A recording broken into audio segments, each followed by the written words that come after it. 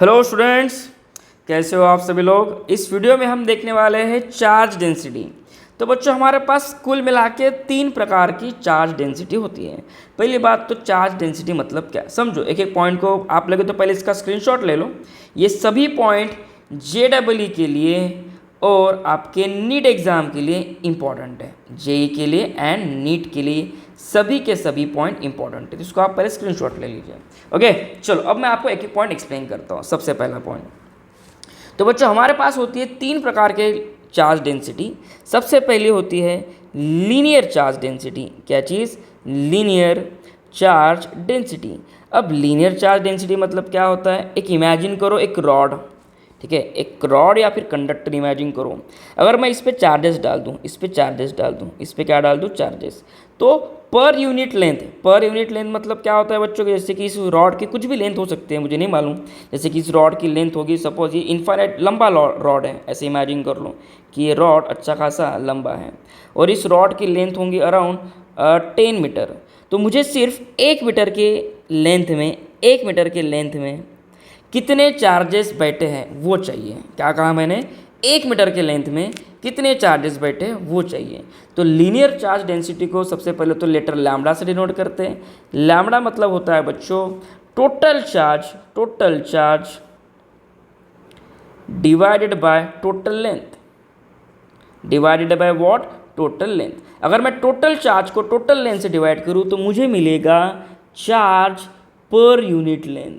Charge per unit length, यानी कि एक छोटे से 1 मीटर के लेंथ में या 1 सेंटीमीटर के लेंथ में या 1 किलोमीटर के लेंथ में कितने चार्जेस बैठे हैं वो मुझे मिलेगा। ठीक है, चार्ज पर यूनिट लेंथ, इसे ही कहा जाता है लैम्बडा।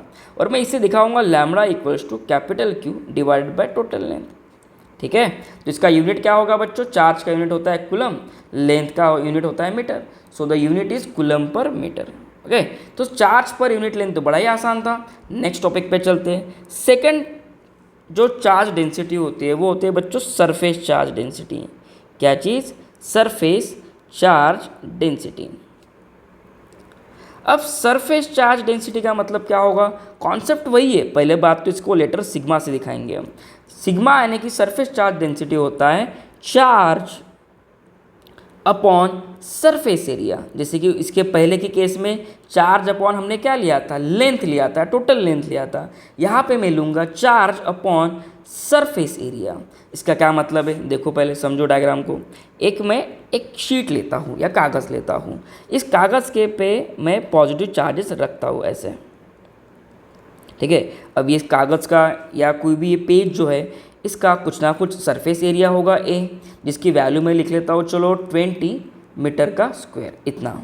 अब मुझे क्या चाहिए? मुझे यूनिट एरिया में कितने चार्जेस है। जैसे कि ये एरिया जो मैं ड्रॉ कर रहा हूँ, ये यूनिट एरिया इमेजिन कर लो। यूनिट मतलब ये 1 मीटर स्क्वायर का एरिया है। इसमें कितने चार्जेस स्टोर हैं? This is sigma. ये होता है बच्चों सिग्मा। क्लियर? तो charge per unit surface area is what? Sigma. तो यहाँ पे सिग्मा का यूनिट क्या हो गया बच्चों? चार्ज का यूनिट होता है कूलम, सरफेस एरिया का यूनिट होता है मीटर स्क्वायर। सिंपल। अब यहाँ पे इंपॉर्टेंट पॉइंट होता है, हमेशा याद रखना बच्चों कि जो आपका चार्ज होता है, जो आपका सिग्मा होता है, यानी कि सरफेस चार्ज डेंसिटी जो होता है, ये कर्वेचर पे डिपेंड करता है। किस पे डिपेंड करता है? कर्वेचर पे। यानी कि जितना ज़्यादा सरफेस कर्व रहेगा उतने ज़्यादा वहाँ पे चार्जेस रहेंगे। जैसे कि ये सरफेस के कंपैरिजन में अगर मैं एक स्ट्रेट लाइन ड्रॉ करूँ तो जितना ज़्यादा सरफेस कर्व रहेगा उतना उस पर चार्जेस रहेंगे। अब हमेशा याद रखना, जब भी कॉर्नर्स होते हैं या एजेस होते हैं वहाँ पे चार्जेस सबसे ज़्यादा पाए जाते हैं। जैसे कि अगर मैं एक कोई क्यूब ले लूँ तो क्यूब के जो कॉर्नर रहेंगे वहाँ पे सबसे ज़्यादा चार्जेस रहेंगे। ठीक है, और दूसरा इंपॉर्टेंट पॉइंट, चलो ठीक है, इस डायग्राम को एक्सप्लेन करने से पहले 2 मिनट।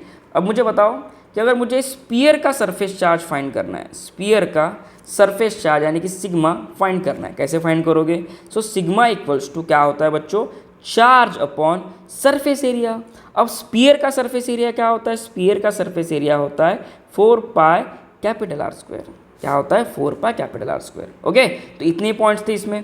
अब ये डायग्राम पे आ जाओ। हाँ, और एक रह गया हमारा जैसे कि सरफेस चार्ज डेंसिटी हो गया, उसी प्रकार से होता है बच्चों वॉल्यूम चार्ज डेंसिटी। क्या होता है?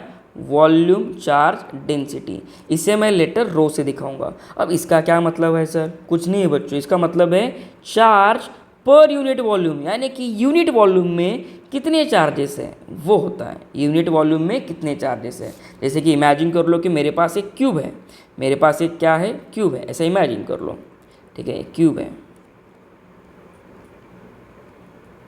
अब ये क्यूब में, ये पूरा एक क्यूब का कुछ ना कुछ वॉल्यूम होगा, तो मुझे यूनिट वॉल्यूम में, जैसे कि यहाँ पे अगर मैं ड्रॉ करूँ, ये यूनिट वॉल्यूम में मुझे ड्रॉ करते नहीं आ रहा है यहाँ पे प्रॉपरली, थोड़ा ऐसे कुछ दिखाना पड़ेगा, ठीक है। ये मैंने ड्रॉ किया थोड़ा बहुत। ये इतने इतने इतने यूनिट वॉल्यूम में कितने चार्जेस होंगे, कितने चार्जेस होंगे, कितने चार्जेस होंगे, वो होता है बच्चों आपका rho, that is volume charge density, ठीक है। क्या होता है? Volume charge density.